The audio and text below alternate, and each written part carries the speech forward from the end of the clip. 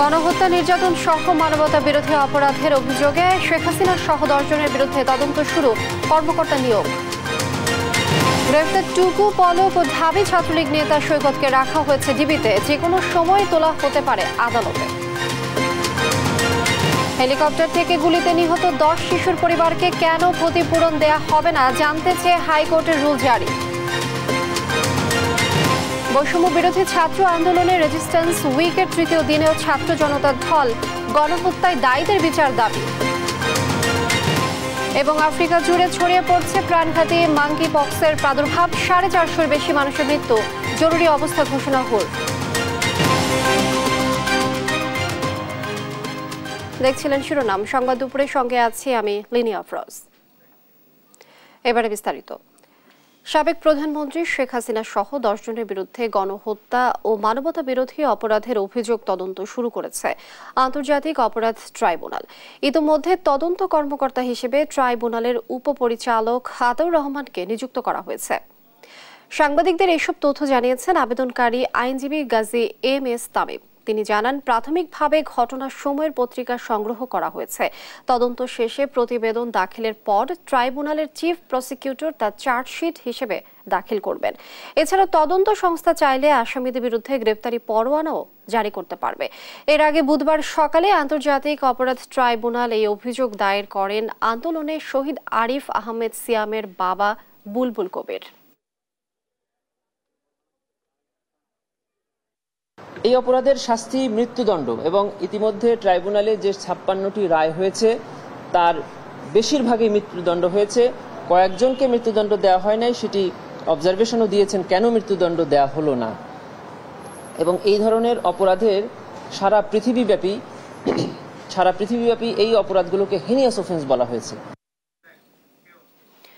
সদ্যবিদায়ী স্বৈরাচার শেখ হাসিনা সরকারের আইসিটি প্রতিমন্ত্রী জুনায়েদ আহমেদ পলক, ডেপুটি স্পিকার শামসুল হক টুকু ও ঢাকা বিশ্ববিদ্যালয় ছাত্রলীগের সাধারণ সম্পাদক সৈকতকে গ্রেফতার করা হয়েছে।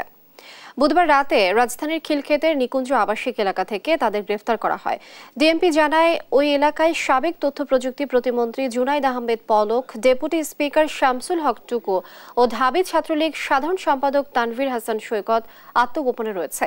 এমন খবরে অভিযান চালিয়ে তাদের আটক করে পুলিশ। বুধবার পল্টন থানায় হওয়া রিকশা চালক কামাল উদ্দিনের হত্যা মামলায় তাদের গ্রেফতার দেখানো হয়েছে। তাদের রাখা হয়েছে ডিবি কার্যালয়ে। আজ তাদের তোলা হতে পারে আদালতে।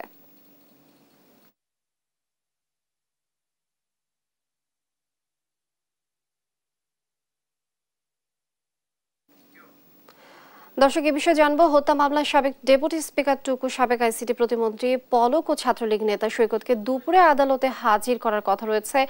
এ নিয়ে আরো জানাতে সিএমএম আদালত থেকে যুক্ত হচ্ছেন শাহাদাত নিশাদ। নিশাদ, আসামিদের আদালতে তোলা হয়েছে কিনা বা কখন হবে, কি বলছে পুলিশ?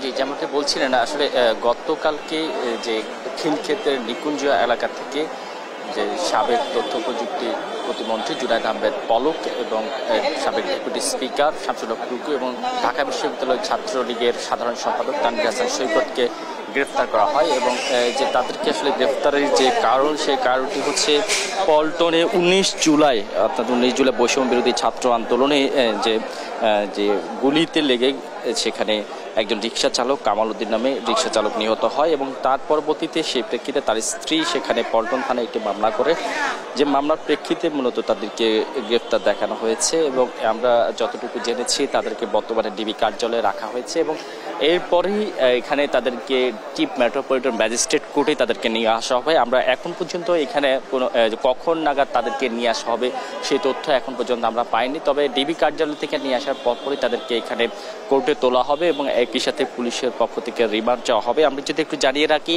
এর আগে কিন্তু জুনায়েদ আহমেদ পলক গত 6 আগস্ট বিমানবন্দর এলাকায় দেশ ছেড়ে পালিয়ে যাওয়ার সময় তাকে যে সেখানকার যে এপিবিএন আছে তাদের মাধ্যমে মাধ্যমে এবং যে কাস্টমসের যে লোকজন আছে তাদের মাধ্যমে কিন্তু তাকে বাধা দেওয়া হয়, অর্থাৎ দেশ ত্যাগে কিন্তু তাকে নিষেধাজ্ঞা দেওয়া হয়। সেখানে সে দেশ ছেড়ে তখন পালাতে পারেনি, পরবর্তীতে সেখান থেকে সে কিন্তু খিলক্ষেত এলাকা পালিয়ে যায় এবং সেখানে এতদিন ধরে আত্মগোপনে ছিল।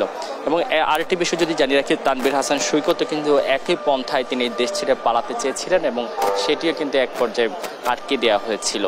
তো এরপর পরেই তারা কিন্তু এতদিন ধরে আত্মগোপনে আছে এবং ছিল, এবং সেই সাথে শুধু যে তারা আত্মগোপনে তা না, আওয়ামী লীগের বেশিরভাগ মন্ত্রী, এমপি এবং আওয়ামী লীগ নেতারা অনেকেই কিন্তু আত্মগোপনে রয়েছে এবং যারা বিভিন্ন মামলার আসামি, অজ্ঞাতনামা আসামি হিসেবে কিন্তু অনেকে রয়েছে। আর একটি বিষয় যদি একটু জানিয়ে রাখি, জুনায়েদ আহমেদ পলকের যে বিষয়গুলো সবচেয়ে বেশি বৈষম্য বিরোধী ছাত্র আন্দোলনের সময় আলোচিত হয়েছে সেটি হচ্ছে ইন্টারনেট সংযোগ বন্ধ করে দেওয়া।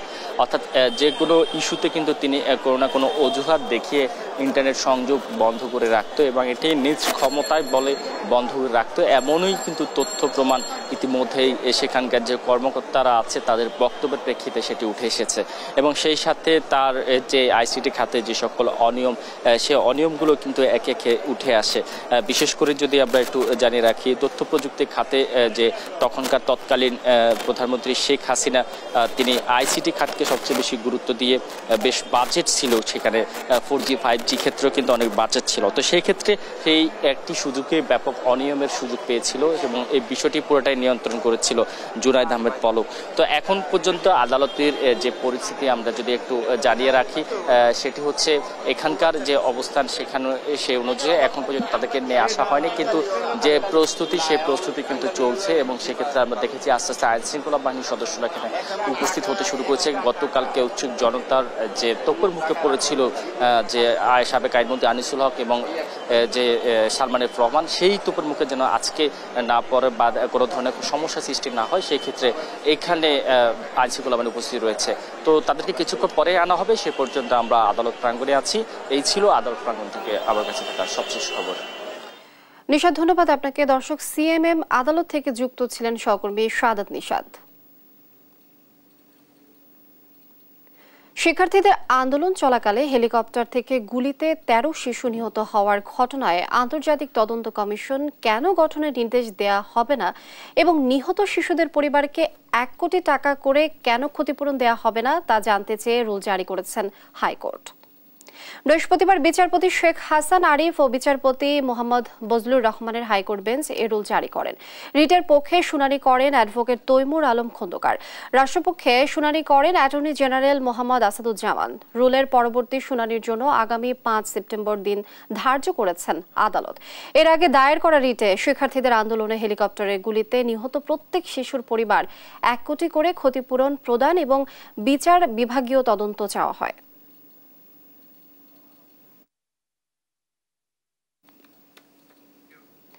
বৈষম্য বিরোধী ছাত্র আন্দোলনের রেজিস্ট্যান্স উইকের তৃতীয় দিনেও রাজধানী সহ সারা দেশে ছাত্র জনতার ঢল নেমেছে।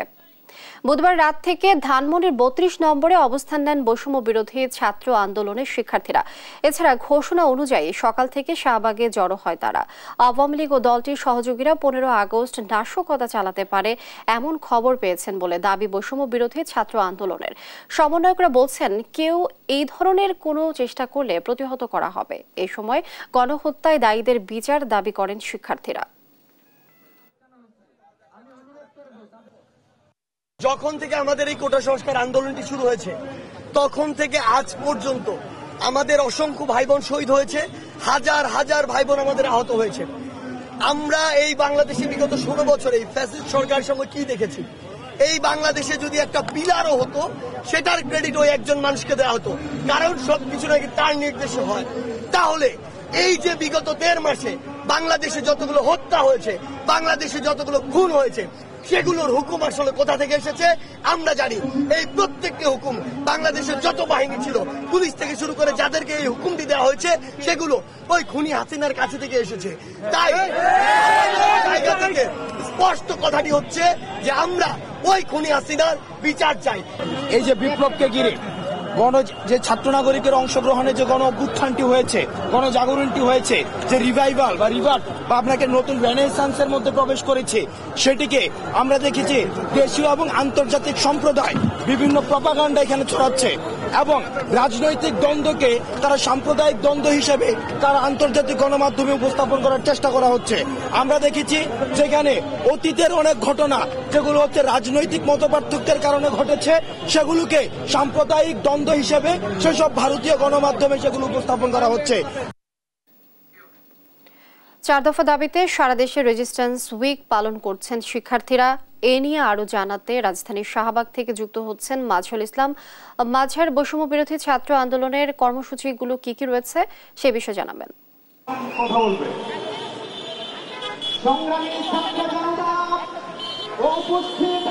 আপনাকে ধন্যবাদ। আপনি জানেন যে গতকাল থেকে কিন্তু বৈষম্য বিরোধী ছাত্র আন্দোলন 4 দফা দাবি নিয়ে তারা আবার তাদের আন্দোলন শুরু করেছেন এবং সেই 4 দফার কিন্তু যেই 4 দফার যেমন গত সরকার অর্থাৎ আওয়ামী সরকারের যারা এই প্রশাসনের সাথে জড়িত ছিল তাদের যেমন বিচারের কথা বলছেন, একই সাথে তারা বলছেন যে যারাই আওয়ামী লীগ সরকারকে যারাই গণহত্যায় হুকুম দিয়েছিল, যারা এর সাথে জড়িত ছিল তাদের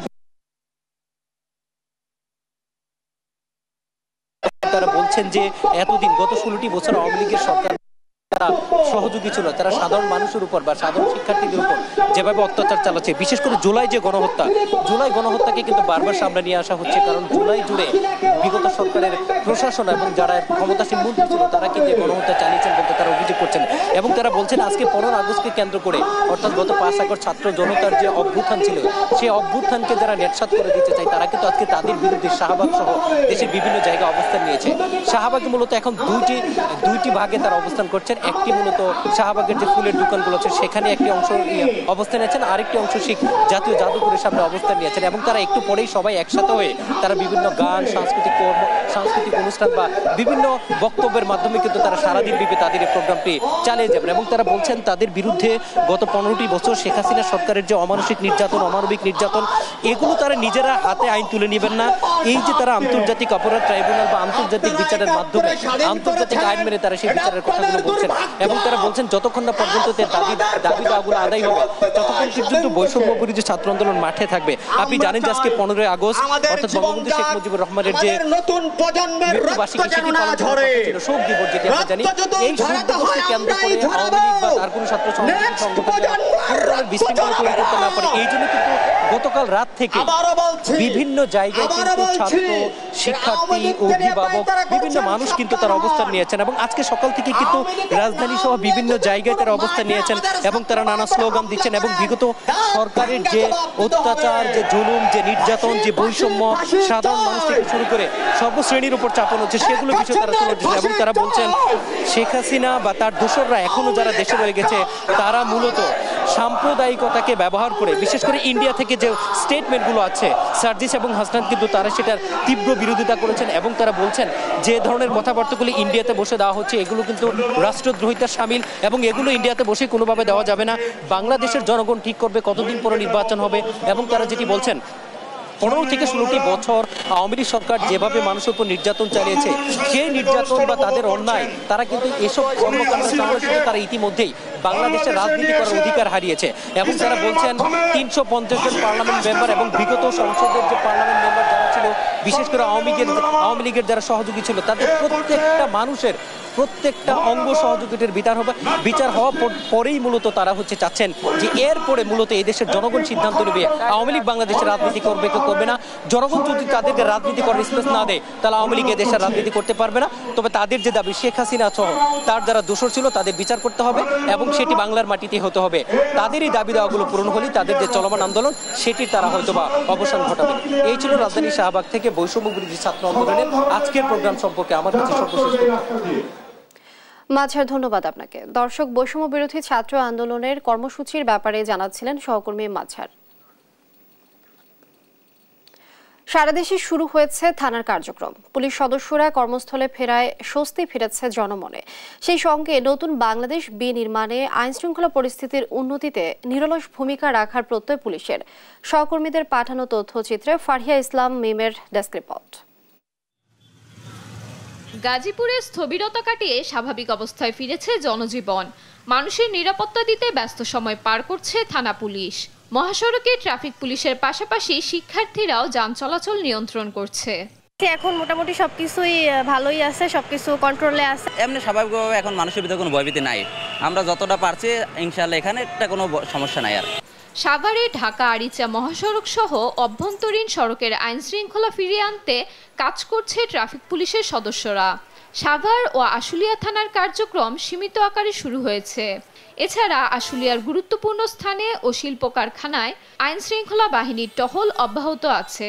সবকিছু স্বাভাবিক থাকায় মানুষের মধ্যে ফিরেছে স্বস্তি। বরিশাল নগরী জুড়ে ট্রাফিক পুলিশ ও টহল পুলিশ দায়িত্ব পালন করছে। থানাগুলোতেও ফের ব্যস্ততা ফিরে এসেছে। নগরীর কোতোয়ালি মডেল থানায় 151 জন সদস্যদের সকলে উপস্থিত রয়েছে। আমাদের কাজ পুরোদমে চালু হয়ে গেছে। ইতিমধ্যে আপনারা লক্ষ্য করেছেন 15ই আগস্ট উপলক্ষে আমরা যে বিভিন্ন পূজা মণ্ডপগুলো, পূজা মন্দিরগুলো আমরা নিরাপত্তা জোরদার করেছি এবং আমাদের পাহারাদারের ব্যবস্থা করেছি। সাতক্ষীরায় স্বাভাবিক হতে শুরু করেছে আইন শৃঙ্খলা পরিস্থিতি। বৈষম্য বিরোধী ছাত্র আন্দোলনের সময় কারাগার ভেঙে পালিয়ে যাওয়া 400-র বেশি কয়েদি ফেরত এসেছে।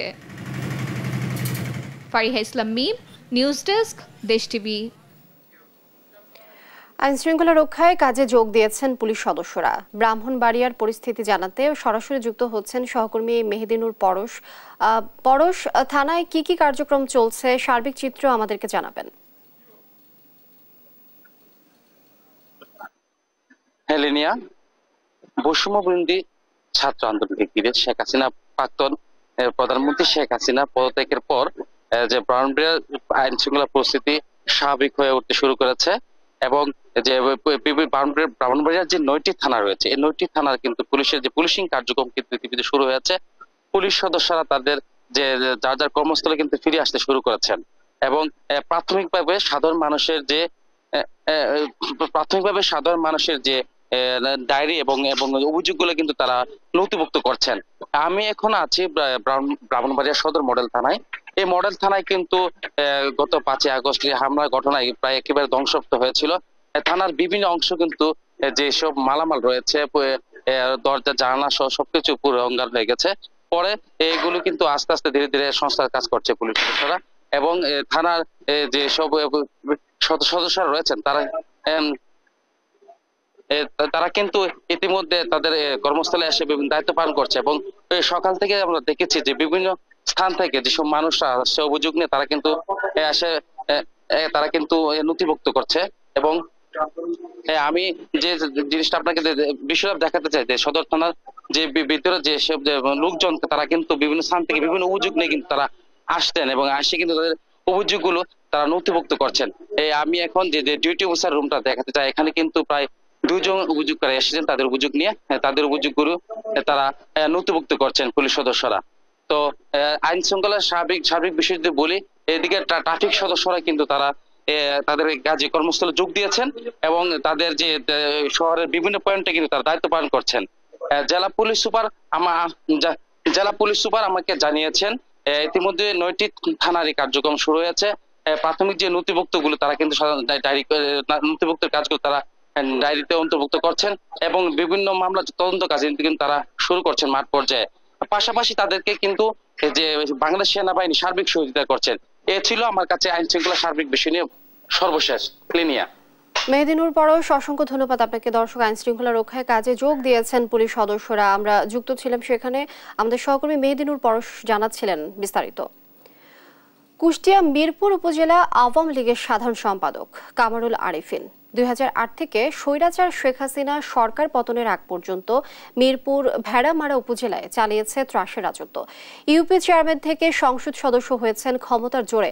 টেন্ডারবাজি, চাঁদাবাজি জবরদখল করে বানিয়েছে সম্পদের পাহাড়। নিজস্ব সন্ত্রাসী বাহিনী দিয়ে চালিয়েছে গুম খুনের মতো ঘটনাও। রেহাই পাননি স্থানীয় জনপ্রতিনিধিরাও। ইরফান রানার ক্যামেরায় কুষ্টিয়া থেকে নাহিদ হাসান তিতাসের রিপোর্ট। আমিও কথা দিয়ে যাচ্ছি, এক বেঈমানকে আমি লালন পালন করেছিলাম, সেই বেঈমানের চামড়া আমি যদি না তুলতে পারি তাহলে কামারুল নামে একটা মানুষ এই মিরপুর উপজেলায় থাকবে না। কুষ্টিয়া মিরপুর উপজেলা আওয়ামী লীগের সাধারণ সম্পাদক কামারুল আরিফিন ছিলেন সদ্য পতন হওয়া স্বৈরাচার শেখ হাসিনা সরকারের কুষ্টিয়া 2 আসনের সংসদ সদস্য। দীর্ঘ 1.5 যুগ ধরে ক্ষমতার দাপটে কুষ্টিয়ায় গড়েছেন তাসের রাজত্ব। ইউপি চেয়ারম্যান থেকে সংসদ সদস্য সবই হয়েছেন জোর করে ক্ষমতার দাপটে। জিম্মি করে রেখেছিলেন সাধারণ মানুষকে। প্রতিবাদ করলেই সাধারণ মানুষকে করেছেন গুমখুন সহ এলাকা ছাড়া।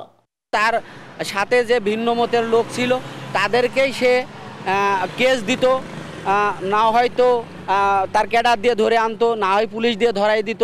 সাধারণ মানুষ তার বিরুদ্ধে একটা কথা বলার সাহস নেই, যে কথা বলবে ভিন্ন মত যাবে। তার গুন্ডা বাহিনী ছিল, তারা একদম তার এলাকা ছাড়া করে দিত। 2011 সাল পর্যন্ত কামারুল আরিফিনের কিছু না থাকলেও 12 বছরে অবৈধভাবে ক্ষমতার দাপটে গড়েছেন অঢেল সম্পদ, হয়েছেন একাধিক বাড়ি গাড়ি, মার্কেট সহ শত শত কোটি টাকার মালিক, যার সবই করেছেন টেন্ডারবাজি, চাঁদাবাজি, জবরদখল করে। রেজিস্ট্রি অফিস থেকে সে তার কত পরিমাণ কালেকশনের প্রতি সপ্তাহে, এটার হিসাবটা আমাদের কাছে নেই। শিক্ষা প্রতিষ্ঠানের উন্নয়নমূলক কাজ এবং সমস্ত টিচার নিয়োগ নিয়ে যে একটা বাণিজ্য হয়। ওনার গুন্ডা বাহিনী আমার করাইকৃত সম্পত্তি 2 বিঘা জোরপূর্বক দখল করে এবং আমি বিচার পাই নাই। এই আওয়ামী লীগ নেতা কামারুল আরিফিনের নির্মম অত্যাচারের হাত থেকে রক্ষা পাননি স্থানীয় জনপ্রতিনিধিরাও। আওয়ামী লীগ ক্ষমতায় আসার পরে 1 সপ্তাহের মধ্যে প্রায় আমার 1 কোটি টাকার মাছ ওই জলাশয় থেকে তারা সে উঠাই নিল। মার্কেটগুলো ভেঙে চুরে একটা দোকানদারের কাছ থেকে 10 লক্ষ টাকা সিকিউরিটি নিয়েছে, নিয়ে 2 লাখ টাকা দিয়ে ঘর করে বাকি টাকা সে আত্মসাৎ করেছে। স্কুলের সভাপতি হিসাবে নিয়োগ বাণিজ্য করেছে। যারা তার ব্যবসায়ী সিন্ডিকেটের সাথে আছে তারা শত কোটি টাকার কাজ তারা কুস্তায় বসে ভাগ করে এবং তার ভাগটা সে নিয়ে নয়সই করে। ছাত্র জনতার গণ আন্দোলনে স্বৈরাচার শেখ হাসিনা সরকার পতনের পর আত্মগোপনে চলে যায় কুষ্টিয়ার ত্রাস কামারুল আরিফিন। নাইদা সান্তিতাস, দেশ টিভি, কুষ্টিয়া। বৈষম্য বিরোধী ছাত্র আন্দোলনের কর্মসূচিতে ছাত্রলীগের বাধা, মারধর, নির্যাতন, হামলা এবং প্রশাসনের নানামুখী চাপ সামলেও কাঁপিয়েছেন মাঠ। সরকারের চোখ রাঙানি উপেক্ষা করে বুলেটের সামনে বুক পেতে করেছেন চ্যালেঞ্জ মোকাবেলা। শেষে সফলতা এলেও সহযোদ্ধাকে হারানোর শূন্যতায় ভুগছেন তরুণ যোদ্ধারা। রংপুর থেকে রফিকুল ইসলামের প্রতিবেদন, ছবিতে ছিলেন মাহমুদ রকি।